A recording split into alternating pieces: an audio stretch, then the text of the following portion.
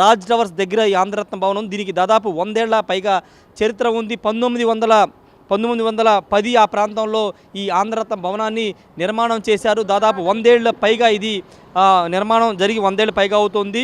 మొదటిసారి అసలు ఆంధ్రరత్న భవనం ఎందుకు కట్టాల్సి వచ్చింది, అసలు ప్రదేశ్ కాంగ్రెస్ కమిటీ ఏ విధంగా ఏర్పడిందో మేము వివరిస్తాను. ఉమ్మడి ఆంధ్రప్రదేశ్కు సంబంధించి మొదటి ప్రదేశ్ కాంగ్రెస్ కమిటీ అంటే ఇప్పుడు పీసీసీగా పిలుస్తున్నటువంటి మొదటి పీసీసీ సమావేశం ఇక్కడే ఇదే భవనంలో 1918లో అప్పటి మొదటి కాంగ్రెస్ పార్టీ అధ్యక్షుడు నేపతి సుబ్బారావు అధ్యక్షతన ఇక్కడ ఇదే భవనంలో జరిగింది. ఒకసారి భవనాన్ని చూస్తే కనుక 100 ఏళ్ల పైగా దీనికి చరిత్ర ఉంది. ఆంధ్రరత్న భవనానికి సంబంధించిన పైన ఒకసారి చూస్తే కనుక లోపల రాట్నం కూడా ఉన్న దృశ్యాలు మీరు చూడవచ్చు. అప్పుడు నిర్మాణం చేసిన భవనం ఇప్పటికీ చెక్కు చెదరకుండా ఉంది.